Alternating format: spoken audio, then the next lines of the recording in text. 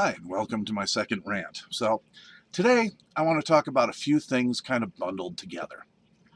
First of all, I'd love to talk about one of my passions, guns. This is a Glock, and it's a .45 caliber, Model 21. Responsible gun ownership is a good thing. As you can see, it's not loaded. My finger's still not on the trigger.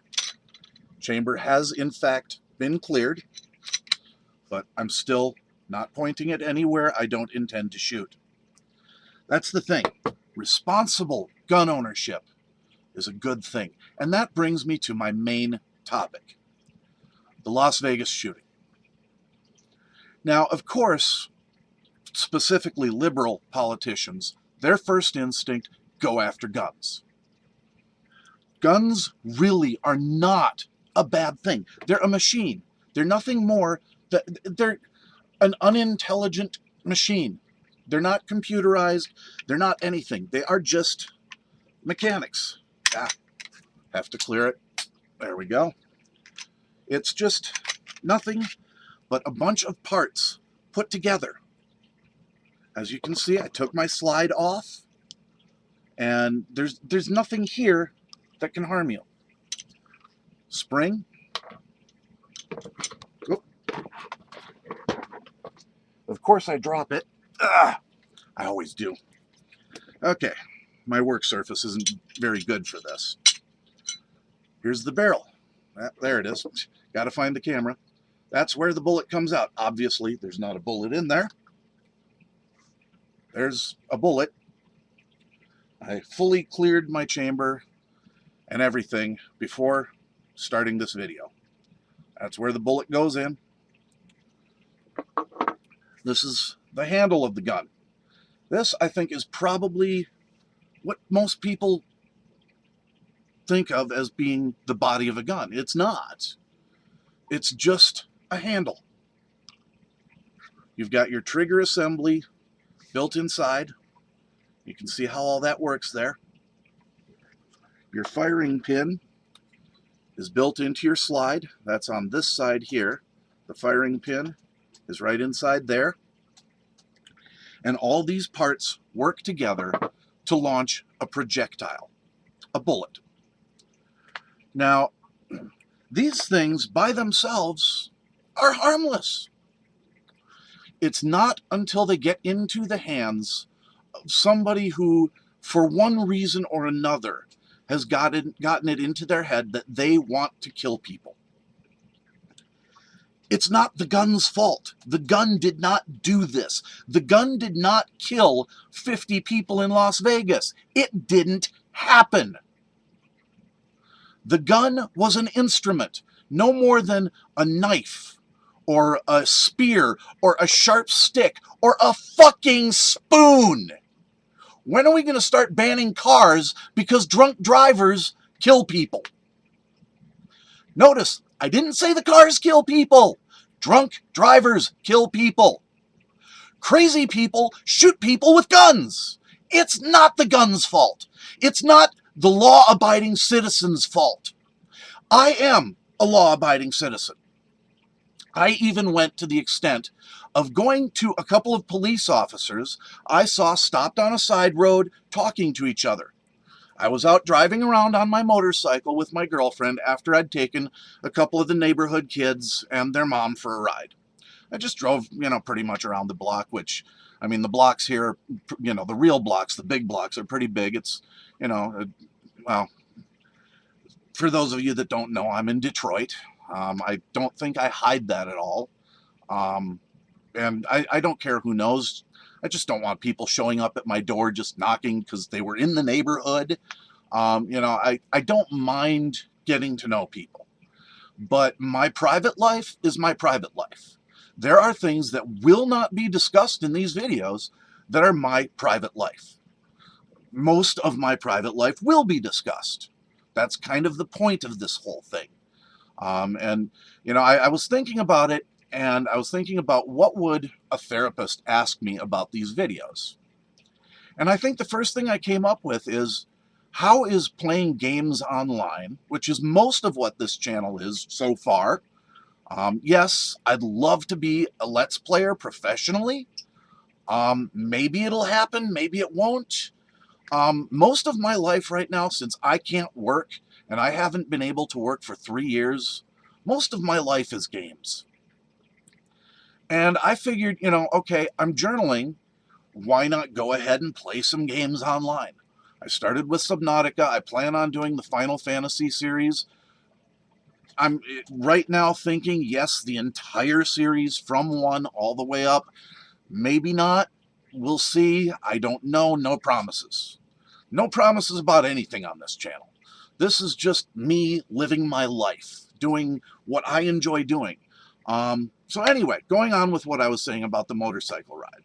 I'd given these children a ride around the block, and at one point, this young boy, who his youngest sister, who just a few years old, able to walk and talk and stuff, doing quite well on that aspect, but not old enough really to be riding on a motorcycle. And so the question came to my mind, well, is there a law? Because this boy said his mom said that it's illegal for her to ride on my motorcycle. In the state of Michigan, it is in fact illegal. And my girlfriend looked up the laws because she was curious too. And, we were out driving and we happened to see these officers. They're not really doing anything. So I pulled up, over on the left side of the road, which is where they were. One of them was facing the proper way on the road, the other one facing the other way. And I just pulled up. I said, excuse me, I just have a question for you. And initially it was just, how old do you have to be to ride a motorcycle in Michigan? And I stood there straddling my bike with my girlfriend standing there with me with these 2 cops, people driving back and forth, not a very busy road. I mean, occasional cars here and there, just talking to them about this. And they're looking it up for me because they don't know. Apparently, this isn't something that's very heavily enforced. Of course, now I know that, if I decide to take these children for a ride, these officers know I know this law, so I have to obey it. Which, I did it to know that I'm obeying the law anyway. That's what it means to be a law-abiding citizen. If you don't know the law, seek it out. We have the information available to us. It's out there. It's ready for us to look up. Anyway, I have looked it up. It's all very confusing to me. I do speak legalese. I understand lawyer speak to an extent. But when it starts droning on paragraph after paragraph after paragraph, it starts making less sense. So I figured I'd go to the experts. And they looked it up. And it turns out that you have to be, in order to be on a motorcycle under the age of 21, you have to be wearing a DOT-approved motorcycle helmet. Now, one of the children asked me, what does that mean? That means that the Department of Transportation has deemed that that helmet is sufficient for use on a motorcycle. There's different helmets, different purposes. I'm sure all of you know this. There's bicycle helmets, there's BMX helmets, there's, off-road helmets, full-face helmets, snowmobile helmets, motorcycle helmets, half helmets. All of those, well, not all of those, all of the ones that I said motorcycle or half for are DOT approved.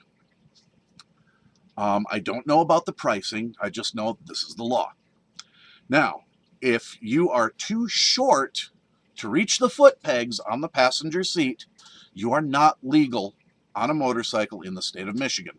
Turns out it's the same in California. There is no helmet law in Michigan for riders. There is a helmet law for children under 21. And yes, I did say children under 21 because I know how much teenagers hate this. You're not adults yet. I thought I was when I was a teenager. Let me tell you, I had a lot to learn. I still do. I haven't learned it all. But yes, you're children. I know 18 legally you're an adult. Well, that's probably about the best way for you to learn responsibility as an adult, is to be given that responsibility. So that legal responsibility doesn't make you an adult. That legal responsibility makes you a legal adult. The difference between that and a real adult is simply maturity. It doesn't come with an age. It doesn't come with a number. Yes, there are some teenagers that I would say are responsible enough to be adults. But if they're under 18, they're still not legal adults.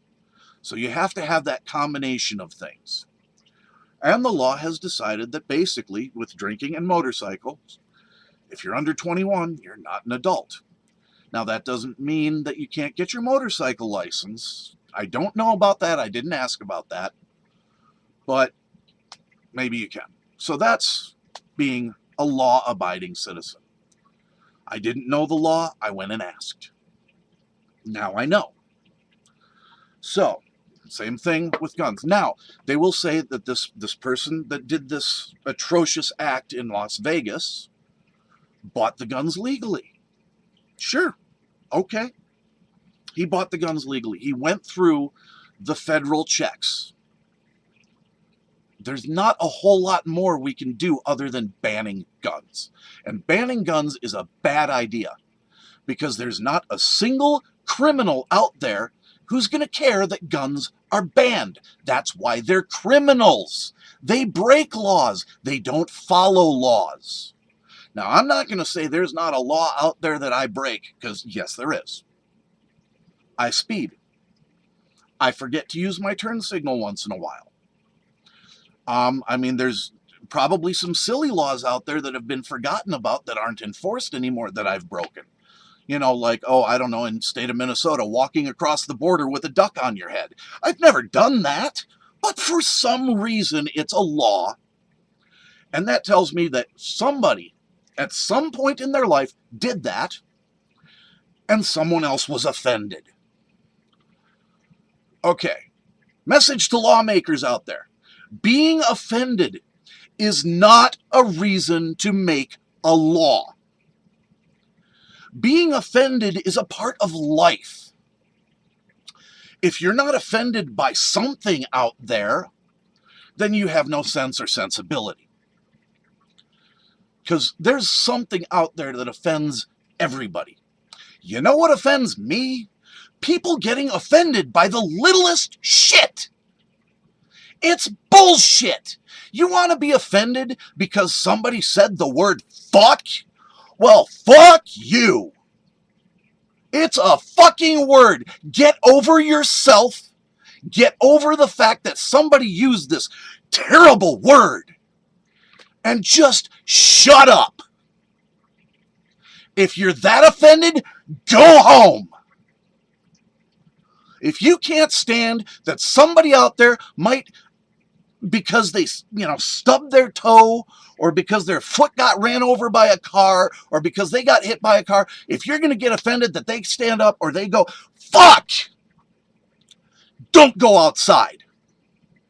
Somebody's going to say it.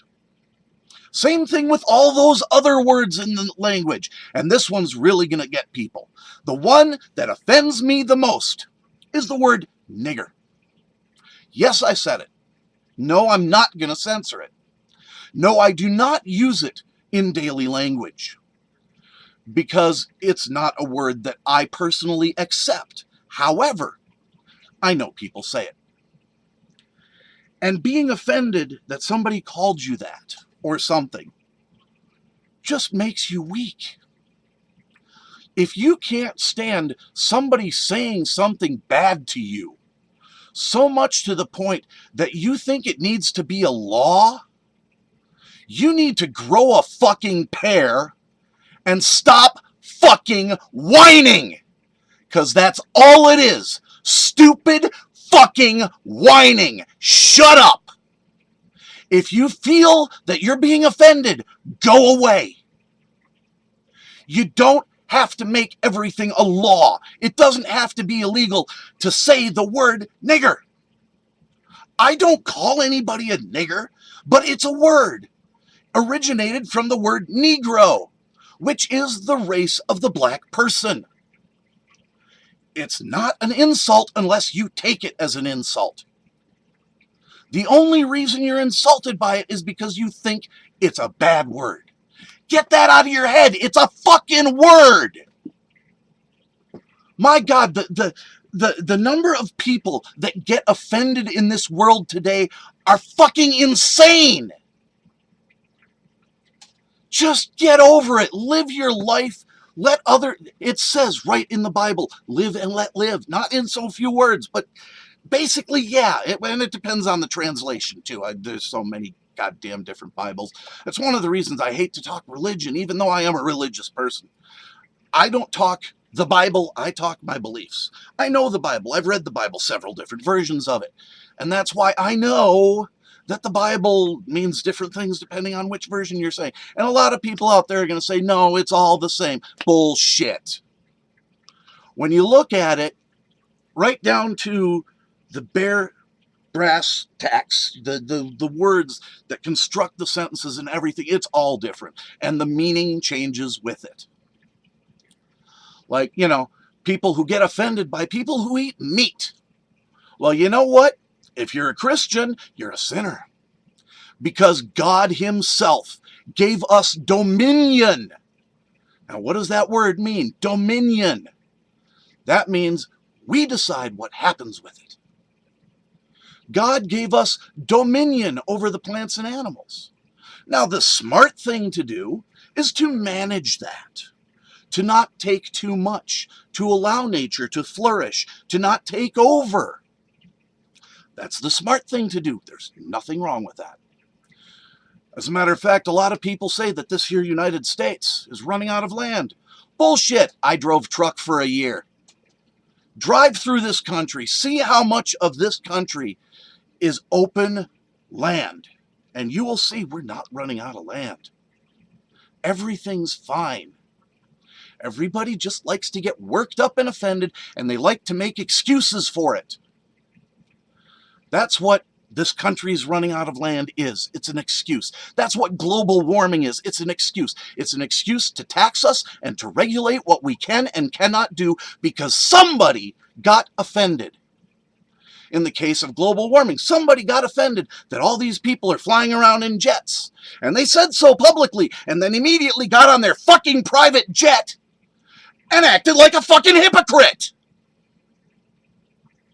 You want to get offended by that? Go ahead. But get offended for the right reasons. Get offended because that jackass is a fucking hypocrite. Not to mention any names like Al Gore or anything. I mean, anybody who knows that Al Gore created this carbon credits thing. And where does that money go? Al Gore's pocket, of course. So you want to get offended? Get offended by that. Get offended that our government, our advertisers, and our corporations are treating us like complete fucking morons. Get offended by that and do something about it. Don't just sit there and whine. Do something about it. Back in the day, back when my grandparents were working, which my grandparents in this case were not here in this country, not my grandparents I was born and raised into. Raised into. I was adopted. So I don't know my biological family that well. I have met my biological mom and my half-brother and a few other family members, which unfortunately, for reasons I'm not going to get into, didn't work out the way I would have liked, because things happened to me that I'm just not going to get into. But my family that I grew up with were over in Norway at the time, but their era, during that time, workers were treated very unpoorly. Did they sit there and whine and get offended? No. They stood up and said, this is bullshit. We have rights.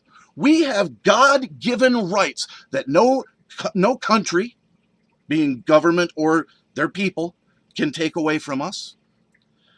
No company can take away from us. No government official, no police force, nobody can take away from us. We have certain God-given rights. And I say God-given because he's the one who gave them to us. He's the only one who can take them away.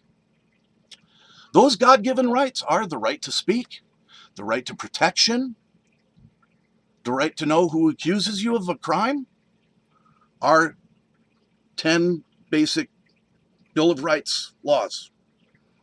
That's are God-given rights. Our forefathers recognized these are rights that God gave us that man cannot take away. And one of those rights is the right to keep and bear arms, a right that is very near and dear to my heart. And it's not about the military keeping and bearing arms. It does not say that the military, not to be confused with the militia, because I've heard that one done too. The military is not the militia. The militia, by definition, is a group of citizens band together to protect themselves. That's a militia. We have that right also in the Second Amendment. And it is the right of the people to keep and bear arms, and it shall not be infringed. The right of the people to keep and bear arms shall not be infringed. That doesn't mean guns. No, you're right. It means weapons, arms, spears, knives, guns, rocks, whatever the fuck you want. We have the right to defend ourselves, and that's what the Second Amendment comes down to. But as I said, something terrible happens, and it was terrible. It was really, truly terrible. One of the worst attacks in this country. Some people will say it was ISIS who was involved, but it's been proven many times that ISIS likes to make up stories. One of the further reasons that you can see that they're not an honorable group. They're not the best people. And yes, I say that openly. I don't like ISIS. I don't like any group that thinks that it's okay that because somebody doesn't believe in your beliefs, that you go out and kill them. That ain't right. That ain't the way my God is. My God wants me to let people live their lives, wants me to live my life, and wants us to get along. He doesn't want us to kill anybody. He doesn't want us to steal from each other. That's why he gave us the 10 Commandments. And that's what our Bill of Rights is based on, the 10 Commandments. Now, if you're not a religious person, then you can't really use your beliefs to back this up. But if you're not a religious person, then let's turn to something else. Common sense. Because that's what the 10 Commandments and the Bill of Rights are. Common sense. It's common sense not to steal from your neighbor. Why?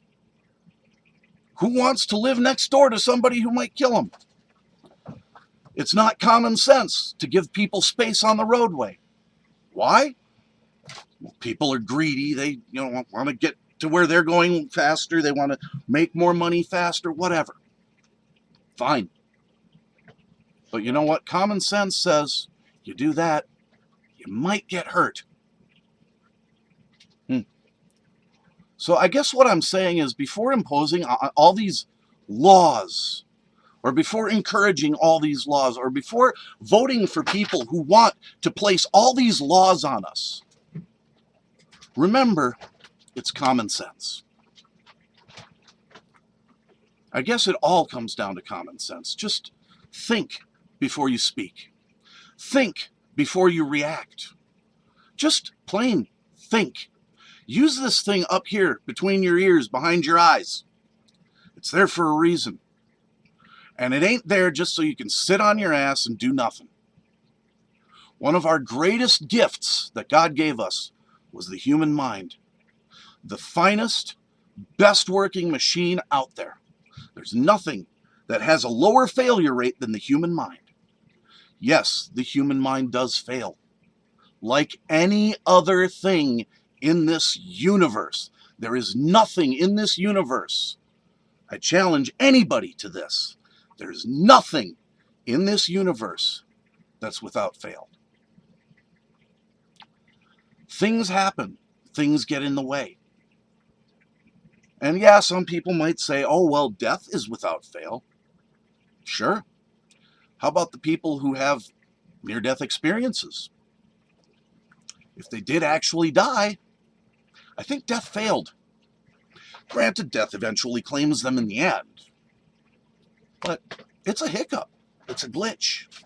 It's the ghost in the machine, whatever you want to call it. Just don't let our lawmakers take away our freedoms, take away our rights to eat our food with a fork and a knife by letting them take our guns. And with that, I'm going to close, and I think that's probably going to be